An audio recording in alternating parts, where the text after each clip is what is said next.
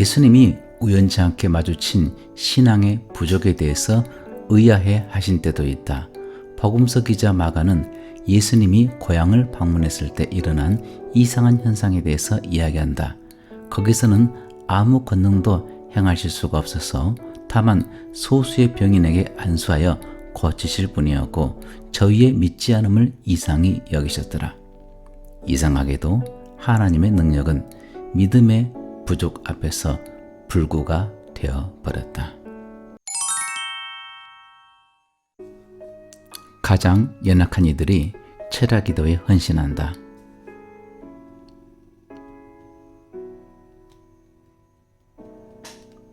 한 번은 기적에 관한 말씀을 모두 읽어본 적이 있다. 그런데 이야기마다 나타난 믿음의 수준은 놀랄 정도로 달랐다. 어떤 사람은 결코 흔들리지 않는 견고한 믿음을 보여주었다. 예수님이 굳이 오시지 않고 말씀만 하셔도 집에 있는 종이 낫겠다고 말한 백부장이 대표적인 예다. 내가 진실로 너희에게 이르노니 이스라엘 중 아무에게서도 이만한 믿음을 만나보지 못하였으니라. 예수님도 놀라시며 말씀하셨다. 또 한 번은 한 이방 여인이 한적한 곳에 계신 예수님을 찾아왔다. 그런데 처음에 예수님은 한마디도 대꾸하지 않으셨다.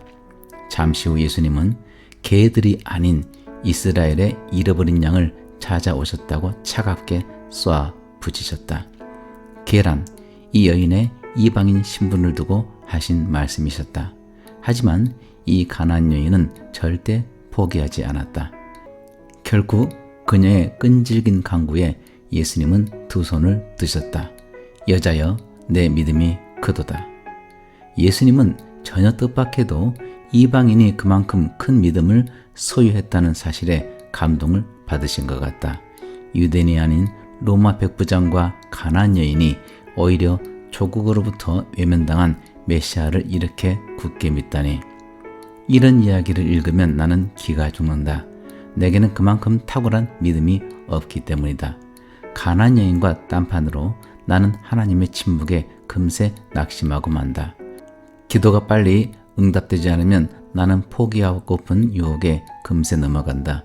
예수님에게 저의 믿음 없음을 도우소서라고 말했던 사람처럼 나는 늘 넘어진다.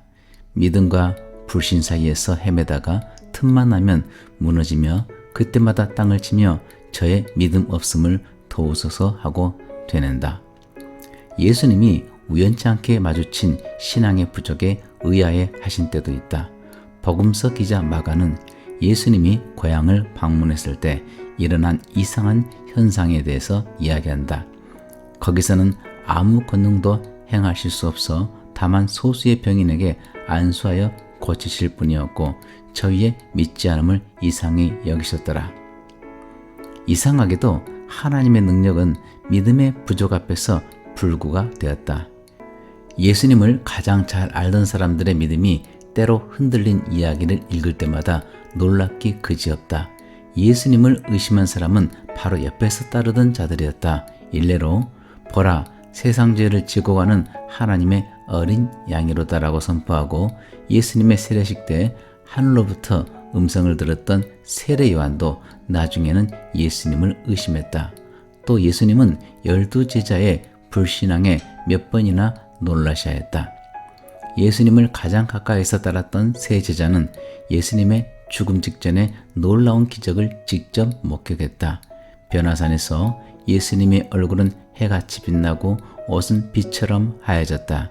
그때 짙은 구름 속에서 세 제자는 오래전에 죽은 이스라엘의 두 위인 모세와 엘리야를 보았다. 제자들에게는 너무나 엄청난 광경이었다. 구름 속에서 하나님이 말씀하시자 그들은 심히 두려워 엎드렸다. 하지만 그런 엄청난 사건이 그들을 얼마나 변화시켰는가. 변화산에서 내려온 직후에 세 제자 역시 나머지 제자들과 마찬가지로 가장 필요한 순간에 예수님을 버렸다. 물론 베드로는 그나마 예수님을 부인하는 선에서 그쳤지만 우리가 자주 간과하는 사실은 가룟 유다도 3년 동안 예수님을 따라다니며 놀라운 기적을 목격하고 그분의 가르침을 들었다는 것이다. 그런데도 그는 예수님을 배반했다. 또 다른 제자 도마는 의심의 전형 취급을 받지만은 사실 모든 제자가 약한 믿음을 여실히 드러냈다. 여인들이 빈 무덤에서 가져온 놀라운 소식을 믿은 제자는 아무도 없었다. 심지어 마태는 부활하신 예수님을 본 제자들 가운데서도 의심하는 자도 있더라 라고 말한다. 성경 곳곳에서 흥미로운 반전의 법칙이 작용하는 것 같다. 전혀 기대하지 않은 곳에서 믿음이 나타나고 차고 넘쳐야 할 곳에서는 믿음이 비틀거리고 있는 것이다. 우리 교회는 시카고에 있던 당시에 일종의 위기를 겪었다.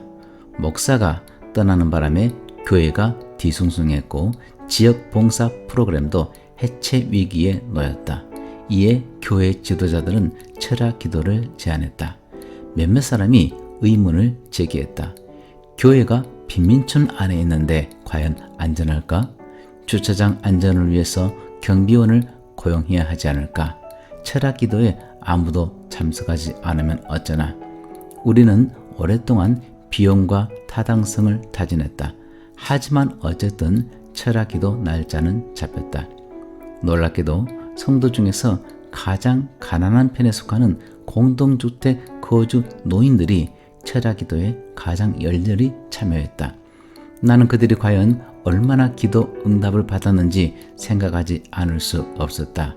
사실 그들은 여태껏 범죄와 빈곤, 고통의 한복판인 공동주택에 살고 있지 않았는가. 그런 악조건 속에서도 그들은 기도의 힘에 대해 어린 아이 같은 믿음을 잃지 않고 있었다. 얼마나 계실 건가요? 1시간 아니면 2시간. 교회 버스 운영 일정 때문에 내가 묻자 모두가 입을 모아 대답했다. 우린 교회에서 밤을 샐 테야. 앞이 거의 안 보여 지팡이를 짚고 다니시는 90대의 한 흑인 할머님이 불안한 지역에 있는 교회의 딱딱한 의자 위에서 밤을 새우려는 이유를 설명했다.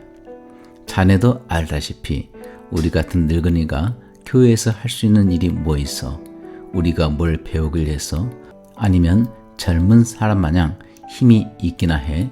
기도라도 해야지. 시간도 많고 믿음도 있거든. 어차피 우리 같은 노인네는 잠도 별로 없잖아. 맘만 먹으면은 밤새 기도할 수도 있어.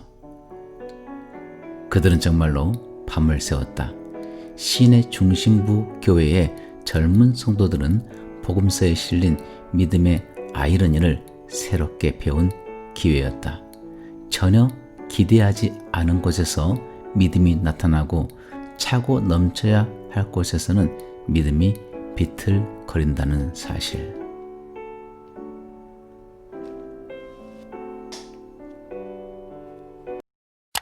구독과 좋아요 눌러주세요.